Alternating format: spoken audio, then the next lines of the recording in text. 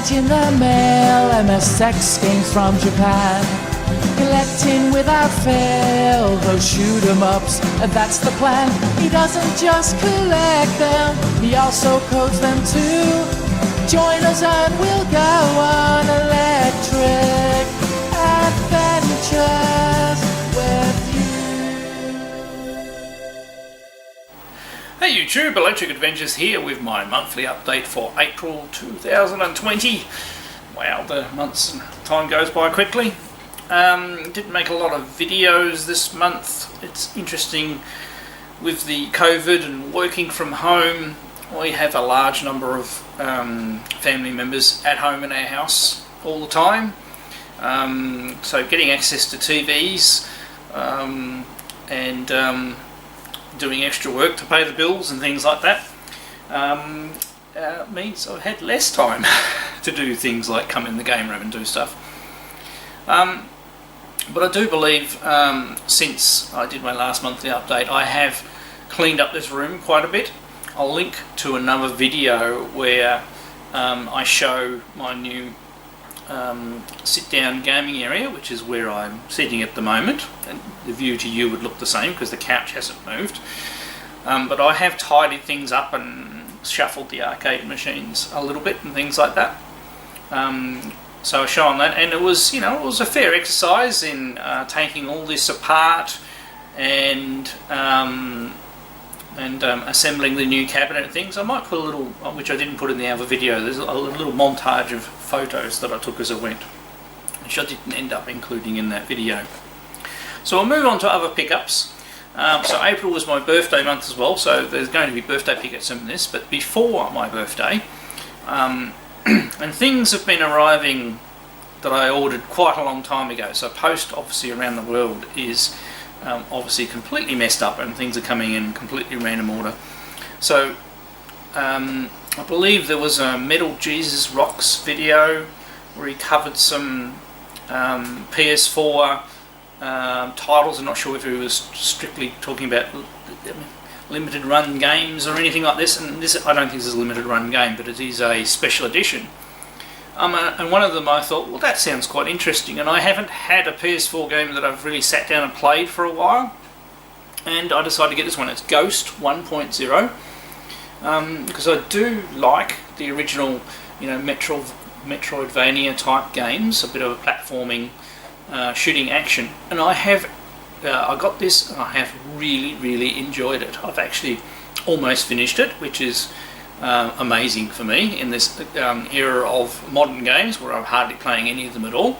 But I have actually been really enjoying this, and I've been continuing to play it, and I really am very close to finishing it. And after seeing Metal Gear's video, I just went on and had a look, and this was on special. So not, you know, it's a special edition, so it didn't cost very much. I don't think I used a voucher because all my vouchers had expired, so I hadn't ordered anything from Play Asia for a while, but I got it at a discount. Can't tell you exactly how much because of, well, I've had it for a little while and I can't remember. So then it was my birthday. Now it was birthday, had to celebrate it at home because of the restrictions, but my lovely wife made us a home Chinese banquet.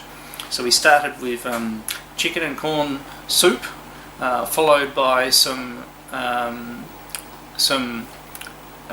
dumplings, so and some of the little spring rolls and things like that. So they were all just, you know, pre-prepared stuff we bought at the supermarket. My wife made the chicken and corn soup, and then we had the main courses, which was Mongolian lamb, teriyaki chicken, and another dish that I quite like. It doesn't quite match the other ones, but it's called kai siming. And it was really nice. We ate lots, got full, and then there was dessert afterwards, which I could barely eat because it was so full, but it was lovely. And obviously I actually had most of my family here because they pretty much live here at the moment. And they did, I mean, we didn't go overboard on presents or anything like that. I got a few new clothes, and my wife bought me, she said she had to buy me something. We did get to go to one shop, so I said, well look, I need a new PlayStation 4 controller because the other one that I had, the top of the stick was worn off. So I got this one, and I do actually have I would have liked one of the purple ones that have come out recently, but they don't seem to be available for sale down here. And I suppose I could order one online, but who knows when it would arrive. So I've got this one. It's a two-tone blue one. I do have another blue one, but it's blue on top and black on the bottom, so it is slightly different from that one. And it's been good so far. I mean, it's just, at the end of the day, it's just a PlayStation 4 controller. It's been good, and I've mostly played Ghost with it, and still a bit more Pinball Arcade. Now my second eldest daughter bought me Final Fantasy VII, the remake, which I've heard lots of people have been enjoying. So that's the game I'm going to play next, and I'm thoroughly looking forward to that. My progress in that will depend on my access to TVs with PlayStations. We actually do have 2 lounge rooms, and there's a PlayStation 4 in each one of them, so surely I should be able to make some progress. But we'll see how we go. Now my eldest daughter and son-in-law bought me Star Wars things, as they generally do. They got me this little plastic model Star Destroyer kit. So it's only tiny, but I actually quite like plastic models. I haven't built one for ages, and actually so long that my plastic model glue was dried up, so I had to order another one of those. There's no model shop open locally because of the restrictions, so I had to order online, but that only arrived yesterday. So I have brand new glue, and I couldn't find my craft knife, and to make the postage reasonable, I got a new craft knife as well. So that's a Tamiya craft knife. And then the other thing I bought, which I suppose is the main thing, is, hold it up the right way, an R2-D2 coffee plunger. So you prepare your coffee, you pour it in, and you use the plunger to push it. So nice, a Bodum, as I would call them, normally type coffee. I haven't used it practically yet. I'm not sure how practical it'll be with all of the plastic bits and pieces, but I will, and it's probably more suited for when I go back to the office. I might put it into action when I go back to the office. Yeah, so that was about it for my birthday related items, but once again it was a very nice occasion, and on my birthday day I had the day off from work because I'm not actually working full time, so I decided not to do any extra work on that day, so I actually had a proper day off, and I enjoyed myself. And actually I mostly played that Ghost 1.0 game and really got into it. So that was good, because I mean, I do actually have some other titles for the PlayStation 4 that I just haven't started yet. So maybe playing Ghost, playing the Final Fantasy VII, and then I might go back and play some of those others, and maybe do a little bit more modern gaming inside the house. But I also have this area nicely set up now, so it's easy to just come in here, turn all the equipment on. I've got the sound hooked up to the stereo I've got out here now, so you get better sound. The arcade cabinet's working fairly well at the moment. Bosconian's having a day off again. I've really got to take that board out. I've got a high score saver thing for it, but unfortunately the CPU is soldered to the motherboard. There's no socket, and I don't have a desoldered gun, and I just haven't been brave enough to use my heat gun and solder sucker, which is a two-handed operation to do it. I was actually going to either borrow somebody else's all-in-one desolder gun, or I was going to buy one. Buy one involves postage and stuff like that. Before I tackle it, it runs for a little while and then it stops again, so it's probably got another couple of issues that need to be seen to when I have get that board. So at the moment I've turned it on today and it's coming up with a boot up error. Pretty much if I push the cabinet out and reseated the connector on the board, it would probably work again. So it probably just needs the edge connector on the board reflowing with some more contact. It's probably a little worn out. Berzerk, haven't done any more work on. The Tutankhamun Mini is working perfectly, and I've actually been playing some games on that, and actually did we've got an Arcade High Scores Facebook group, and I've done a couple of live videos of me playing, only a couple because we only really started doing that. And next to that is the Mortal Kombat 2 badged machine of my friend Aaron's, who's I'm looking after until he builds his new game room. And there's a little space in there as well, which might be for something that's upcoming, but I won't spoil that. So, and I also haven't been watching a lot of videos of everybody else, but I've been trying to catch up on a few, probably in the last week. I've been able to watch some more, they've been some good, so I've got no questions to respond to in this video, but I'd like to do a bigger update on my homebrew activities. Now, one of the things that I have done a lot of work on this month is my MSX and Coleco sprite and tile editor. So that's a tool that I made for myself to start with, so I could make sprites for MSX, Coleco and Spectravideo, and also tile patterns. And I've gradually added to its set of tools. It's come quite a way from when I actually covered it in one of my Let's Make a Retro Game episodes. I'm thinking of maybe I should do sort of like a breakout update episode where I show people how to use the tool. Now, it's free to use and download. There's a download link on my website, so you just follow my website. It's on the front page down the bottom there. You can go grab it.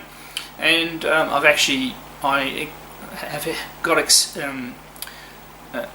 suggestions from lots of developers out there of things they'd like added. So one of my good friends actually does Intellivision development, so he got me to change some of the output of the code it generates for the data you put into your actual titles that you're working on, so that it would be in the format that his assembler accepted for the Intellivision.